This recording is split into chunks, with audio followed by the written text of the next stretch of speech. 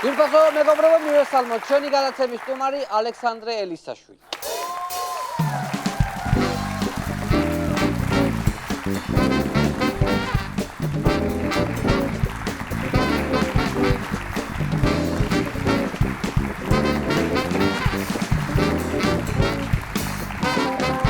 მოგესალმები ალეკო, დიდი მადლობა რომ მოგდეთ ჩვენთან გადაცემაში, დიდი ხანია არ ყოფილ. მაგრამ ეხლა ისეთი პერიოდია, შენზე მაგარ სტუმარს მე ვერ მოვიყვადი ამ გადაცემაში, მინდა გითხრათ, ისეთი პერიოდი გვაქვს ახლა. სანამ ამ თემებზე გადავალთ, მინდა შენი ახალი მოძრაობის შესახებ მინდა გითხო, დააფუძნე ახალი მოძრაობა, სამოქალაქო მოძრაობა. დიახ. ანუ რა გეგმები გაქვთ? გეგმები გვაქვს გრანდიოზული, როგორც ყველასთან. თბილისის ოფისი გავაკეთეთ, ქუთაისის, ბათუმის, თელავის, ზუგდიდის ოფისები გვექნება.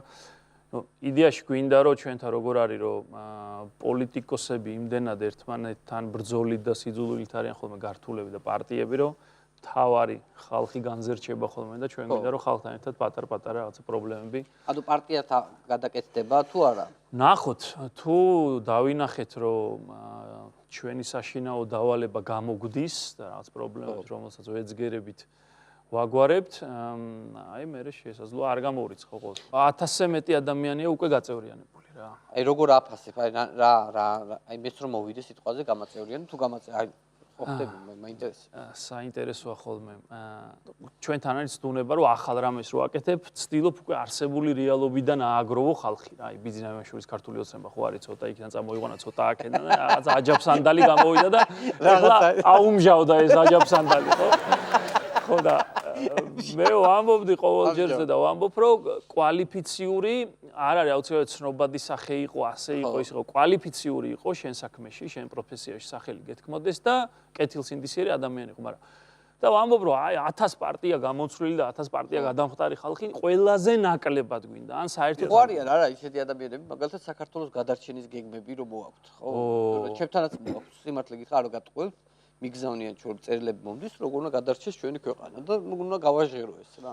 ერთი კაცი მოვიდა და ხო ეგრე არის, აი ძალიან ბევრი იწყებს ფრაზით, რომ აი შენ არიცი ქვეყანა როგორ უნდა გადაარჩინო, მე ვიცი და თან ხან ლარად იწყება ეს გადარჩენა, ხან ხუთ ლარად, აი ლარად ერთი ქარხანა, აი ინდუსტრიული ზონა რაღაცებს, ხო და ნუ მე უსმენ ხოლმე ხა უსმენ რა ვქნა და ოდე ერთი იყო ყველაზე მაგარი. ეგ ერთი მოვიდა და აი პირდაპირ ასე დაიწყო. ფლომასტერი მომეციო, მივეცია და დაწერა ესე ქ რა არის მეთქი და ქვეყნის გადარჩენა ასე იწყება.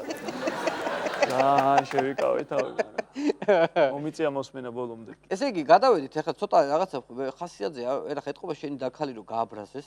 დღევანდელი ამბები, გუშინდელი ამბები, ერთი სიტყვით დიდი ამბებია რა და რომ გააბრაზეს ალბათ ცოტა ვერ ახარ ხასიათზე. მე ბესელიაზე გელაპარაკები. ხო, ცრემლი გადმომდიოდა რომ უყურებდი როგორ ტოვებდა იმას რა ქვია რა, უმრავლესობას რა და ისეთი გამოსვლა ქონდა რომ ქვითინებდი. ხო, ფაქტიურად ანუ მთელი მოძრაობა ვქვითინებდი, თქოს მარტო მე კი არა. თქოს მაგარი რა არის, თუ დააკვირდებით, ერთმანეთს ხო ხოცავენ ყობახიძე, ბესელი ეგ რა ვიცი, უგოშვილი კიდე რა ვიცი, დინარაძე, შმინა, ყველა ისე მათიკაშვილები მოკლედ რა, მათიკაშვილები ბიძინას არ ახსენებს აუგად არც. მართლა ეგრეა. ბესელია გამოვიდა და ბიძინა და ბიძინა ივანიშვილი ეკითხებოდა, ალბათ რუსთაველი ჟურნალისტი იყო არ ჩანდა, მაგრამ ის მოდა და ის იქნებოდა. და არა, რაღაცა მტრები, ნაციონალები და 9 წელი და არავითარ შემთხვევაში ბიძინა და ეგ როგორი ამბავია, იცი, რომ აკაკი ბაქრაძის აქ წერლობის მოთვინიერება იქ არა და კომუნისტურ ეპოქას ძალიან კარგად აღწერს, რომ ლენინი ხო იყო, აი მთავარი კულტი იყო ლენინი და ნუ სანამ სტალინი იყო, სტალინი და ლენინი იყვნენ მაგრები რა. სტალინი მოკვდა თუ მოკლეს თუ როგორც იყო და ხრუშოვი დადგა, სტალინი ცუდი ტიპი იყო, ლენინი მაგარი ტიპი იყო. მერე ბრეჟნევმა გადმოაგდო ეს ხრუშოვი და ხრუშოვი და სტალინი იყვნენ ცუდი ტიპები და ლენინი. აი ეს არის ბიძინა რა. ჩვენი ლენინი არის რა.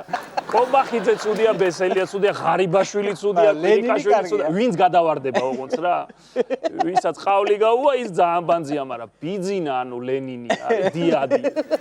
არა, თითქოს საერთოდ არაფრის აზრზე არა, არიცის. ხო იყო ხოლმე სტალინმა არიცოდა. სტალინმა არიცოდა, ბიძინამ არიცის თორე ეგ რო გაიგოს, სად არის რას ქვია არიცის. ქვევრში ზის და ახურავენ ხოლმე და ჩაზახებენ ხოლმე რაღაცას. ასე გონიათ ყოველთვის. ესეთი მრისხანე ეკა მე არ მახსოვს. ეხლა მე ფიქრობ ხოლმე ხშირად რომ საერთოდ ეს ყველაფერი დადგმული ხო არ არის რა. ანუ რაღაც ცოტა უფრო კინოსცენარისკენ ხო არ წავიდა ივანიშვილი თქო და რაღაცები ეს ესეთ გავს, მიდი აი რაღაცა, მოდი ახლა შენ ესე იჩხუბე, მოდი შენ რაღაცა, აი რა ან შეიძლება ერთმა იცის რომ იმას უნდა ეჩხუბოს და ეს ვერ ხდება და მაგრამ დადგმულია რა. ფარული კამერაა რა ერთი. ხო არა, მაგარ შარში ვარ. იცი როგორ მდგომარეობაში აქვეყანა ახლა მით უფრო ამ შოუში ითქმის ეგრო.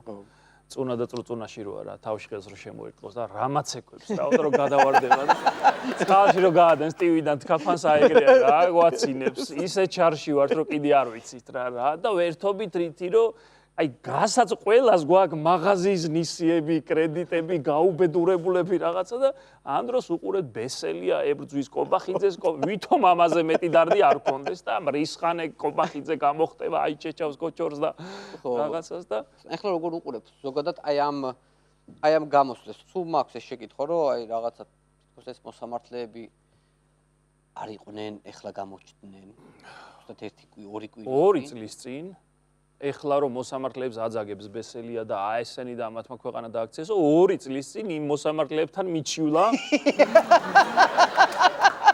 და ჟღურტულით გამოიტანეს ორივემ გადაწყვეტილება იმ მოსამართლეებმა ზუსტად ეხლა რომ ცუდი ტიპები აღმოჩნდნენ ეგ ჩვენთან ხო ესეა რომ კარგები რო იყვნენ და ცუდები ხდებიან და თუ პირიქით ცუდები რო იყვნენ და კარგები ხდებიან ამ ლოგიკას თუ გავყვევ ნუ ჯერ მანდ იყო ნიკამელიას ნათქვამის ძალიან გამეცინა მთელი გულით გავყვანს რომ იქნება მეცო კაცო კარგი გავხდიო ამ ლოგიკით თუ ვის ტიპები ვინც გუშინ ცუც რამეს აკეთებდა დღეს მაშინ ციხეში რატო ყავს ხალხი მაგალითად რა აი მაგ ლოგიკას რო გაყვე რომ რატოს ხედი იქნება ორშაბათიდან არიან ყველანი კარგები გამოუში გააყიდა გამოუში ხო რა იქნება კარგები არიან ყველა რა მოხდა მაგრამ მაინტერესებს 2012 წლამდე შენ ტყვეების ზუზუნში იყავი თუ გოგლი მოგჭამდი ეგ მაინტერესებს გოგლი მოგლის სხვათა შორის ბესელიამ ჩემი ფრაზა მოიპორა გოგლი მოგთან დაკავშირებით პირველი მე გავილაშქრე გოგლი მოგლით კობახიძის წინააღმდეგ და რა არა მაგ დაპატენტებული და ვერ ვიღებ მას მაგაზე და ვერ უჩივლებ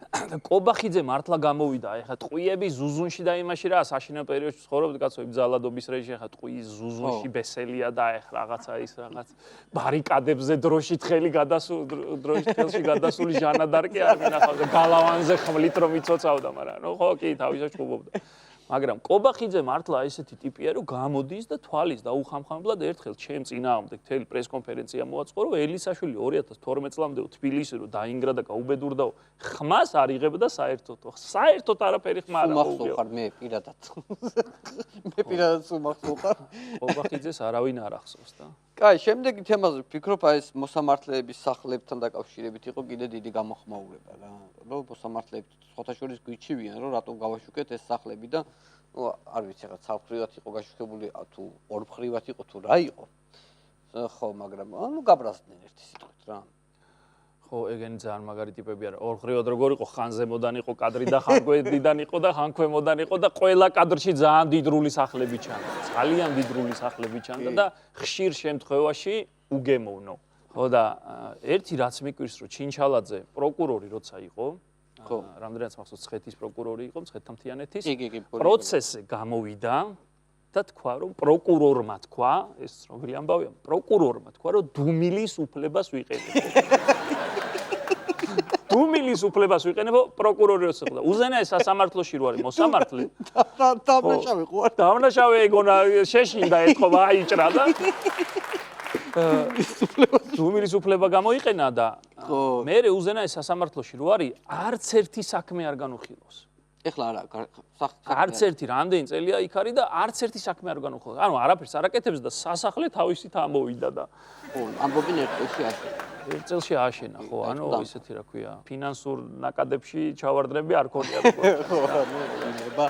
მე მოვისმინე ერთ-ერთი არგუმენტი თვითონ ესეთი. მივირთვი ჩვენი გამაგრილებელი სასმელი ბატონო ალეკო. ბევრ თემაზე უნდა ვისაუბროთ, ძალიან საინტერესო თემა. გასაგრილებელი. რომ თურმე უვადო მოსამართლეობა რატო ყოფილა კარგი? ვისაც ვადებში აქვს, ვინც ვადებშია მოსამართლე, ესე იგი თურმე რო ეწურება ვადა იწებსო ჩალიჩსო. მიხვდი რომ გადაუგრძელონ თუ არა ესე და უვადო რო არის სუფეხებზე კიდე და თავისუფალია, სრულიად თავისუფლება აქვს, მიხვდი? და არავინ არ იმას იზავს, არ ზეწოლა არ იქნება და ასე შემდეგ. აი სხვანაირად როგორ აგიხსნა, მითხრა. უადოდ როცა არის გამოექანეთო ფიქრობს თავისთვის ხო სულ ყველანი კი მაგრამ მანამდე მინდა ერთი რენესანსის ხანაზე მინდა გესაუბროთ ანუ თავისუფალ ბიზნესზე ეს არის ერთ-ერთი თემა რა ეს არის TBC ბანკის თემა ცოტა უცნაური თემა არის იმიტომ რომ ახლა შენი ერთ-ერთი კომენტარი მოვისმინე მედუქნეს დაკურზე რომ დადის მთელი ქვეყანა ზოგადად ესეთი ფაქტი მე მგონი არ მახსოვს რომ აი ადამიანს ბანკი დაეფუძნებინოს ხო განევითარებინოს და მერე ბოლოს უკვე ისე გამოუშვან რომ სესხსაც არ აძლევენ რა ანუ ეს რა არის ბანკები და ბანკირები ძალიან რთულია გიყვარდეს კაცს ხო არა ეხა იქ რაღაცა ბიზნესმენები არიან ღარიბები და ისინი შესაბამისად ბიზნესმენები ვეღარ არიან ხო ყველა ბიზნესმენი ისეთი არ წყილს ატყავებს და მოგებაზე ორიენტირებულია მაგრამ აქ ჯიგარზე და არა ჯიგარზე არ არის ლაპარაკი ჯერთი მოდი შევხედოთ ყველაზე ბანძი ბანკი საქართველოში რომელიც არის იმის მფლობელმა ყველაზე გამართული ბანკის მფლობელი გააგდო ბანკიდან. თან სესხი არ აიღო ის ააგძალინა ეროვნულ ბანკს და რა ვიცი, ახლოს არ მიეკაროო და ასე შემდეგ და მერე დგანან ეს რაღაცა მათიკაშვილები, იმით რა ქვია, დაკაჩული თვალები და გეუბნებიან რომ ბიზნესია ეს მისი გადაწყვეტილება თავისუფალი, თავარია რომ თავისუფალი ბიზნესი ის რა ქვია არის ქვეყანაში და ხო, ეს არის სამართლებრივი საკითხია. ეგ აქვთ მაგარი, სამართლებრივი საკითხია. სამართლებრივი საკითხი, არანაირი პოლიტიკური, ხო. ეს მათიკაშვილები ვინ არის კურსელები? მე მგონი მათიკაშვილები იყვნენ მათიკაშვილი, მდინარაძე, კობახიძე, მაიცა კიდე ყავთ მეოთხე მაგათ, იყვნენ ისინი იურიდიულზე, ჩემი მეგობრები ჯგუფელები იყვნენ რა. ჩინჩალაძეც ხო არ იყო მან, თუ არა? ჩინჩალაძეც კი, ეგოთხეული, ეგოთხე ოქროს თაობა აღმოაჩინა ბიძინამ. ერთხელ უნივერსიტეტის იმას ალბომს ფურცლავ და ეთყობა და დაინახა ეს ხმაწვილები და დაუძახა მათ და მიანდო ქვეყნის ბედი და მათიკაშვილები დგანან ახლა და ამ ქვეყანას აოხრებენ როგორც შეუძლიათ. ხალხსაც არის ზეწოლა, ეხლა რომ ვაკვირდები, ხო, აი საპენსიო რეფორმაზე მინდა გესაუბრო რა, საპენსიო რეფორმა, რომელიც დაგვიწესეს ახლა ხელფასებით, ჩვენს ჩამოჭრილი გვაქვს უკვე სადღაც ფონდში ირიცხება ეს ფული, ხო, რაღაცა აი მომავალში რომ უნდა გავიბრწყინოთ რა, ანუ ეს არის გენიალური რეფორმა. ხო, ეს არის გენიალური რეფორმა. ძლივს რაღაც მოეწონა ალეკოს. მომწონს იმდენად რამდენადაც რომ ჩვენ თაობას ხო დაგვავიწყდა მოპარული ანაბრები როგორ განიცადეს ჩვენმა ბებიებმა და ბაბუებმა. ანუ ჩხარტიშვილი რო გამოვიდა ქურდი ჩვენი ბებიების და ბაბუების შენახული თანხის და რო გაძარცვა და ეხლა რო თურმე ზის და ქველმოქმედი რო ყოფილა და ხალხურ სიმღერაზე რო დარდობს და ბიძინა და ეგ რო ლაპარაკობენ თურმე საათობით თვითონ ხო მოყვნენ ეგ ამბავი. ხო და ჩვენ ხო დაგვავიწყდა როგორი მტკივნეულია როცა დაგროვილ ფულს გპარავენ.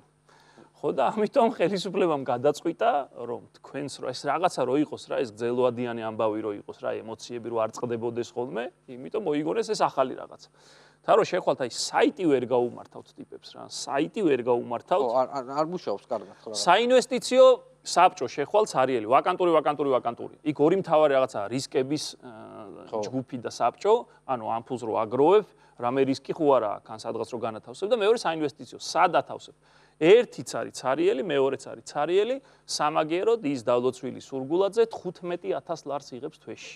ხელფასი აქვს. უკვე მეორე დაიღებდა ეხლა, თებერვალი მოკლეა და მალე აიღებს. მალე უწევს.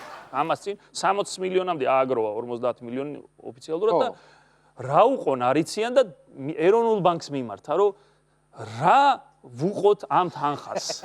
ხო, რაღაც ინვესტიციები უნდა და. პირდაპირ ესე მიმართა და ნუ მე ყველა მიგულისხმა ხო რაც უნდა უყოს სურგულაძე იმ თანხას, მაგრამ ნახევარი დეპოზიტზე დადეს. ანუ როგორი ამბავია, იცი, ჩვენ გვეუბნებიან, რომ აი მეზობელი რო ყავდეს მაგარი ყომარბაზი რა, აი 20 თეთრი რო უვარდება ხელში და რო ხელები უკან კალებს და გარბის სლოტ კლუბში და წააგებს ხოლმე ან და თავრობამ რო დაგავალდებულოს რომ იმ ყომარბაზ მეზობელს ყოველ თვე მისცე 100 ლარი შესანახად რომ 25 წლის მერე ეს მოგწევს უკან ფულსო 25 წლის მერე რომ მიადგები იმ ყომარბაზ ხო გასაგებია რასაც გეტყვის რომ რა იგი კაცო შეგინახავ ხო შეგე 25 წლის აუცილებლად რო გეტყვი 30 შეგინახავ კაცო მაგრამ თვითონ აიცი რა მაიტეს რამდენი წლისა ეს კაცი თვითონ ეს ნუ 50-ზე მეტის უნდა იყოს სულცირე რა და სულ ეს იქნება ხო სიტყვაზე ნუ ყოველ შემთხვევაში მას ასე უნდა ეს კაცი როცა პენსიების დაბრუნების ასაკი მოუწევს ხო 25 და 30 წლის მერე უნდა დაუბრუნოს ხო პენსიები ზოგმა ახლა 20 წლისა ვინც მუშაობს ანუ 40 წლის მერე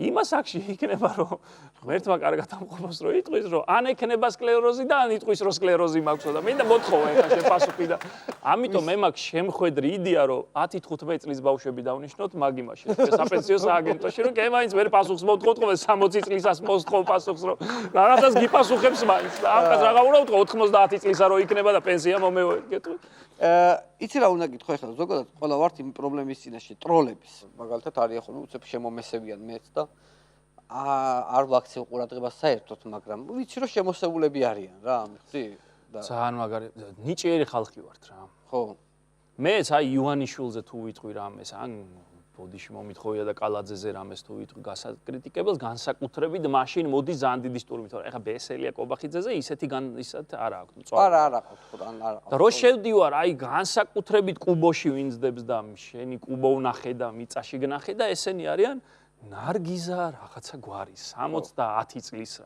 სანდომიანი აქ რაღაცა ხატი კიდია ჯვარი ნუნუ რაღაცა არ ვიცი გვარი და შედიხარ აი ქალია რა მოგერიდება პასუხისგაცემაც მაგრამ მერე ქვემოთ რო წერენ და წერენ ხოლმე და ამ წევლის მიღმა კიდე რაღაცებს რო იტყვიან ისეთ რაღაცებს დასცდებათ რომ ხვდები რომ აი მაგალითად შენ რო ეს პოსტი დასინე აქედან ეს რომ მოთაგე შენ მერია რა იცის ნუნუ ბიცოდა 70 წლისამ რა მინდა დასინა და მინდა დათაგა სურათით არიან ხო ეს ჰეშტეგი კი არ უნდა გაგეკეთებინა და და იქ იწვევიან ნუნუ ბიცოლები რომ ან შვილიშვილებს აქ ბებიის სურათი გამოყენებული და რაღაცა ან რაღაც ტროლების ფაბრიკაში სხედან და ეს ბებიების სურათები ულაგიათ ბევრის და ჩაყრილები აქვს ვითომ აი ასაკოვანი ხალხი როგორ აღწევებულია ეს ისეთ სასაცილო ამბავი იყო რაღაცა დავწერე მორიგი რაღაცა კრიტიკა ხელისუფლება ისა და რისი გაშველება მომიხდა ნუნუ დეიდას და ნარგიზა დეიდას ანუ ნაცების და ქოცების მხარდამჭერებმა დასთხეს რაზე რომ ერთი ჯგუფი იმდენად უნდათ ჩხუბი ერთმანეთში რომ აი მიზეს ეძებენ და ერთი ჯგუფი ამბობდა რომ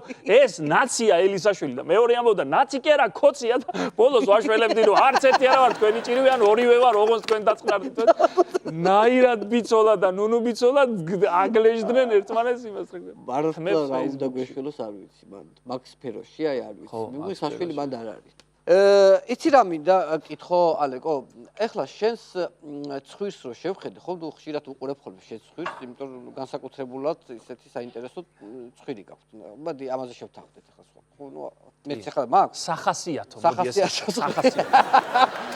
სახასიათო მეც ეხლა არანაკლები ცხვირი მაგ პროფილით ხო ნუ საინტერესოა ჩემის მაგრამ შენ ცხვირს რო შევხედე ანუ აშკარად რაღაც აი მაინტერესებს ეს გენეტიკური ტესტი თუ გაქვს გაკეთებული, იმიტომ რომ რამდენი პროცენტით, იმიტომ რომ პოლიტიკაში მოდიხარ ახლა, წელგამართული უნდა ვიყო. წელში თუ არ გაიმართე ახლა თვითონ იმის ჩვენ ხო გიყვარს ეს რო რაღაცა ვართ ქართველები ვარ. 99% ქართველი ერთი ბერძენი საიდან იპოვა იმან ვერ გავიგე. მედიასი იყო ჩარჩენილი მაშინ. ის შემოვიდა ბერძენი. მე მაგ სხვა შორის უცნა მეც ჩუმად ვიტარებდი ყოველთვის რა, რომ აყვანილი ბავშვი ხوار ვარ და რაღაცებს ვფიქრობდი ხოლმე დიდი ცხვირი რატომ მეც მქონდა ეს რაღაცები 10 წლის წინ რომ ჩავიტარე 100%-ით ვიყავი ქართველი ეხლა აი მას შემდეგ რაც აი 1%-იანი ბერძნობა დავინახე მე ცოტა კიდე გადამოწმება ცოდნის დედა ათქო გამეორების არ იყოს და ავედი და ხელახლა ჩავიტარე და ეხლა აღმოჩნდა რომ 70% ვარ ქართველი 30% მაქვს ცეო ისეთი ჰაერია წინში რომ ქართველობა შემიმზირა ამ ჰაერმა და თან ამ ხელად ცხვირით 5 მაგაც უნდა ვიდრე დანარჩენი ქართველები და პირდაპირ ქართველობაზე დამცხო ამ ცეო და რაღაცა ან სოფელში უნდა გადავსახლდე ქართველობის აღსადგენად ჰაერზე მინდა გესაუბრე ანუ თბილისის ბერიაზე მინდა გადავიდე ახლა ხო ბოლოს შეხვედრა ქონდა მე კალაძესთან შეხვდი მე მგონი და ცოტა რაღაცა ისე მომეჩვენა რომ თითქოს ჩხუბობდით თუ აი რაღაცა რომ იძახე აი კაჩაობდნენ რა ნუ იმ თემას ნუ შევეხებით რა თემაზეც იყო ეგ საუბარი მაგი დავიწყე მე რომ მივედი რომ უთხარი რომ ეხა მეთქი ეს ადგილი არა გარჩევის და შესაბამისად მეთქი ძალიან ისე გეუნები ადამიანურად მეთქი და თან ეხა რა ვიწოდეს ოხერი რუსთავიორი ზემოთ თუ იყო სადღაც სახურავის ბოლოში გადამძრალი და იმას დაუფიქსირებდი თიდან გიღებდით და მე ძალიან ისე მივედი და უთხარი რომ მეთქი ესე პანაშვიდან პანაშვიდზე რო არ ვიაროთ მეთქი რაღაცა არის გასაკეთებელი კაცო რეგულაცია რაღაცა ვითომ არაფერი ხდება და დავდივართ ამ პანაშვიდებზე იცი როგორ არის გაყოყოჩებული არის კალაძე რა აი მანამდეც მქონია ხა შეხება უცბად აბლატავდა თან რაღაც თავის გამრემოცვასთან ერთად რომ აი უცბად რაღაცა მე რომ მიხვდა რომ მე არც ხმისთვის ამიწევია და არაფერი და წყნარად უთხარი და მე გადაიტანა რომ რუსთავიორის კამერა გვიღებსო. ხო და მე იმას დააბრალა რომ ვითომ ოდნავ რაღაცა ისეთი და უკვე რაღაცნაირი ხდება რა. კი. ბოლო დროს აშკარა დაბლატავდა, იტყობა რაღაცა ის თან მერი როა თან ამხელა ამალით დადის რაღაცა. ხშირად გახოლმე აქცენტები მის ჩაცმულობასთან დაკავშირებით. ის რა ჩაცმულობას არ აუშავს. ჩაცმულობა. უფრო ჩვენ საჩვენო თემაა რა. უფრო დიდი პრობლემა რა არის ახლა გეტყვი შეხედე. ჩვენთან ახლა მარტიდან რაღაცა ახირება და ყოველად გაუგებარი თითქოს ყველაფერი მოგვარებული იყოს, თეთრი ტაქსები უნდა იყოს. ხო. არის ლურჯი ნარვანიას შემოყვანილი ავტობუსები. მწვანე შემოყავს. მწვანე შემოყავს კალაძეს რომ განახოს რომ მეც შემოვიყვანე ავტობუსები, ნაღდაც. მაგის გამო ოპერი. ხო, დანარჩენი 100-ია ლურჯი ავტობუსით რომ შემოვიყვანა, მაინც ნარვანიას მიეწერებოდა რომ რაღაცა მაინც გააკეთა, განსხვავება რომ იგზნოდა კალაძეს ავტობუსები, ეს არის მწვანე ავტობუსები. მანამდე არის ეს ყვითელი ბოგდანებიც არის, ხო და ეხა გული მისკდება რომ ვარდისფრად არ გადაღებოს კალაძემ მარშრუტკები, იმიტომ რომ ხო. სატრანსპორტო პოლიტიკაც მისი ჩაცმულობის შესაბამისი გახდება ქალაქში გესმის ფერთა გამაგვექნება რაღაცა ჭრელაჭრულა და აი ამის მეშინია თორე იმას დანარჩენს არ აუშავ. შენ რო გამختارიყავი მერი, ხო? რაღაცა ძალიან დიდი კონკურენცია გაუწია კალაძეს. შენ როგორ გექნებოდა ჩაცმულობა? მერი ხარ უკვე? ჩემი ცოლი რომ არ მეუბნებოდეს რომ რაღაცა სხვანაირად სულ სამხედრო ტანსაცმლით ვივლიდი რა. სამხედრო ტანსაცმლით ვივლიდი, იმიტომ რომ ჩემთვის ბუნებრივი არის ბათინკებით და სამხედრო შარვლებით სიარული და. როგორც თანამედროვე ტენდენციებს არ უნდა აუწყო. აი ალყაში მომაქცია ჩემმა ცოლმა და თქვა რომ სირცხვილია რომ დაბრახუნობ ამ რაღაცები და დაბლაყუნობ ამ რაღაცა სამხედრო ბათინკები. სახში ბევრი მაგ სამხედრო რაღაცები მარტო რა. არა, მე გავაკეთე ძალიან კარგი კოლაჟივით და მინდოდა მენახა რომ რაი როგორი ჩაცმულობა შეიძლება მოგიხდეს და მაგიტო რა ვიცი ალეკო თუ გაინტერესებს შეგვიძლია ნახო. მაინტერესებს. აი ნახე. მართლა ეს უკიდურეს. ეს მაგარი. აი ეს რო დადიოდე, აი. ძალიან ის არის. ძენა გვახალიები და. ესე რო წევარ არა გაქვს. მაგრამ ერთი კურტკა მაქვს ეს ძალიან კურტკია ესეთი. საინტერესო ქუდიც მოგყვანს. მე თუ დაგჭირდა ხო? ძალიან კარგი კურტკია ყვავილებით და მე მომწონს მე ყოველთვის თუ გაინტერესებს მე დარწმუნებული ვარ ძალიან მომიხდება და ხო თან გადავდივარ იმ ტენდენციებს რა თქვენ რო აჩვენეთ მივდიოდი იქით რა და კარგი, იცი რა მინდა ერთი სათხოვარი მაქვს შენთან. ნუ ბევრ თემას შევეხეთ, ნუ ერთ-ერთი თემა იყო ყველაზე სასაცილო, სასაცილო თემა იმიტომ რომ მრავალშვილიანი დედების ავტორბოლა რო უნდა ჩატარებულიყო მთაწმინდაზე. აი, მოდი ახლა გავარჩიოთ აი ეს წინადადება. ტენდერი იყო. ტენდერი 15000-იანი ტენდერი. ეს უბრალოდ იდეა არ იყო. მთაწმინდის გამგეობამ გამოაცხადა ტენდერი, რომ დედების დღეს მთაწმინდის რაიონში მცხოვრები მრავალშვილიანი დედების ავტორბოლა უნდა მომხდარიყო. 15000 ლარი უნდა დაეხარჯოს. როგორც ცივილიზებულ და ნორმალურ ქალაქებში და ქვეყნებში და იმ ქალაქების რაიონებში სხვაგან როგორ ხდება და ჩვენთანაც ასე მოხდა დარწმუნებული ვარ, ხო? აი რატო გადაწყვიტეს ამ ტენდერის გამოცხადება? ხო არის რომ კვლევას ატარებენ ხოლმე რა პრობლემები აქვს მრავალშვილიან დედებს. და მთაწმინდის რაიონმა გამგებელმა დაუძახა ეთყობა მრავალშვილიან დედებს მთაწმინდის რაიონში მცხოვრებელს და კითხა რომ რა გაკლიათ მთაწმინდელო მრავალშვილიანო დედებო? რა გაქვთ პრობლემა მთავარი? და ამათმა უთხრეს რომ ბატონო გამგებელო, ყველაფერი კარგად აგვაქვს. ავტორბოლაში გვინდა მონაწილეობის მიღება. და უი შეეძახა გამგებელმა და უმალ გამოაცხადა ტენდერი. ხო და იმ კვლევაში არ ვიცი, მეორე ადგილზე იყო რომ ჯოკერის ტურნირი გვინდა ჩავატაროთ და არა გვაქვს. აი ვინ კრეტინი დაჯდა და შეაჩერეს ახლა ის და ოღონდ რა მოტივით ახლა იცი როგორ არის კაცი რომ რაღაცა საჩხურად გაიწევა და მე რომ შეშინდება და ნელ-ნელა რომ თან სახი არ უნდა დაკარგოს და ტენდერი გააჩერეს რა მოტივით. ნუ ვიღაცამ ხო უთხრალოა თქვენ რომ იდიოტები ხო არ ხართო, მანო რა მრავალშვილიანი დედების რბოლა ხო არ გაგიჟდითო და იმან გამოაცხადეს ტენდერი რომ შევაჩერეთო, იმიტომ რომ არა მხოლოდ მთაწმინდელმა მრავალშვილიანმა დედებმა გამოთქვეს სურვილიო.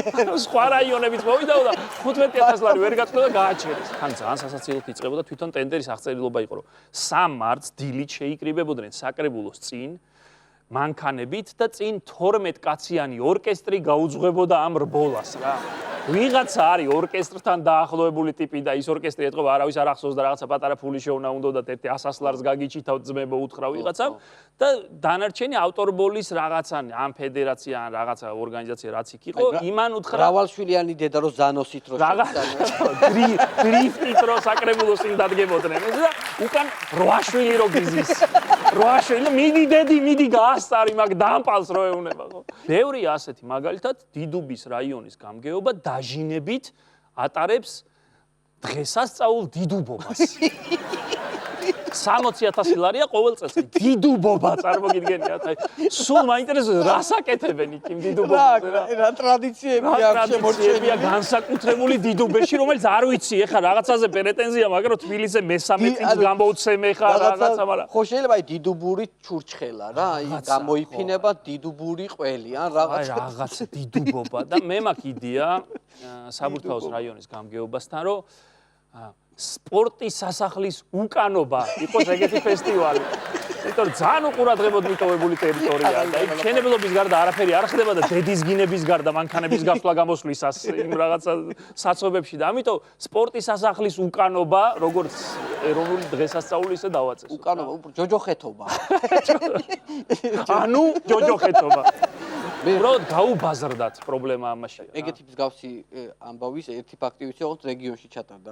სამეგრელოში ერთ-ერთ სოფელში, ნუ ერთ-ერთ რაიონში რა, ფილმი რეკორდი ხო გაქვს ნახე. სადაც ის რეკორდია გადაღებული ის მდინარე. იმ მდინარესთან მოიფიქრეს რაღაცა ტენდერი, რომ იმ მდინარესთან ჩაეტარებინათ ღონისძიება, რეკორდის ფილმის რაღაცა ინსცენირება რა და და ხალხი მოიყვანეს, ტენდერი მოიგეს, რაღაცა ხალხი მოიყვანეს, დასვეს და ქვებს ისროდნენ მართლა. დინარიდან იქით რომ გადააგდო. შემდინებელი რომელი იყო? ტენდერში რო არის და ჩვენი გამგეობის თანამშრომელი დედას აგინებს. ერთი ნაპირი და მეორე ნაპირზე ისროდნენ ქვებს. აი ეს იყო მთელი მთავარი ღონისძიება რა და მთელი გამგეობა დაესწრო. ყველა ისე პაპკებით რომ კინოშიც ხო ესეა რომ პაპკებით შევიდიან და დასხდებიან და უყურებენ. გეუბნები წუნა და წრუწუნას ამბავია რა გვაცინებს თქო უნდა გავარბოდეთ ეხა ყველანი და თავს ვახლიდეთ სადღაც. რამდენიმე საინტერესო ის მინდა კითხვა დაგისვა და პასუხი მინდა რომ გამცე რა. აბა გისმ. კარგი. დავიწყო ხო? თბილისში რჩება აი ამ სტუდიის ხელა მიწა. მარტო ეს მიწაღაა დარჩენილი რა თბილისში. ხო, მიწები ხო აღარ არის. ეს მიწაღაა დარჩენილი, ხო და ეხლა მერიაში ფიქრობენ კორპუსი ჩააკვეხონ თუ სკვერი გახსნა. მინიშნებას მოგცემ, რას ჩააკვეხებენ? სკვერს ჩააკვეხებენ. აი ეს არის ნამდვილად სწორი პასუხი. როცა კალაძეს უყურებ, როგორ უნდა მივხვდე წელიწადის რომელი დროა? ჭრელი შარვალია წვია თუ არა, მაკედან გამომდინარეა? თუ ტანსაცმელს ფოთლების წვია, ესე იგი შემოდგომა. კი ბატონო, ესეთი მარტო. კალაძე დგას თავისუფლების მოედანზე წითელი ქუდით. მოიხდის წითელს, დაიხურავს ყვითელს. მერე მოიხდის ყვითელს და მწვანეს იხურავს. რატო? მოძრაობას არეგულირებს? არა, ნუ სადღაც ახლოს ხარ, მაგრამ თაწმიზაზე მდგომს ანიშნებს, როდის დაიძრას. როდის უნდა დაიძრას. კალაძეს გადაყლაპავს ზვიგენი. რას იზამს ქალაქის მერი თუ მას ჯიბეში აქვს დანა? სოლოლაკელი ზვიგენი გადაყლაპავს? ხელფეხის გამოსაყუps გამოუჭრის და მშვენიერი სასაცმელია. და ჩემი საყვარელი ის გამოცანა ერთი. კალაძეს და ჭიღვარიას ქუთაისის მერს, ქუთაისის სასწაული კაცია. კალაძეს და ჭიღვარიას მოსდევს დათვი. პირველი გარბის კალაძე, უკან მოყვება ჭიღვარია და ბოლოს მორბის დათვი. რომელს უფრო ეშინია? თული, ანუ პირველი კალაძე მირბის. მოყვება ჭიღვარია. ნუ ლოგიკურად ჭიღვარიას უფრო უნდა ეშინოდეს, იმიტომ რომ უფრო ახლოსაა დათვი, მაგრამ რა ვიცი ახლა თქვენ რა ეშმაკო. კალაძეს, იმიტომ რომ ჭიღვარიას ერთი დათვი მოსდეს, კალაძეს ორი.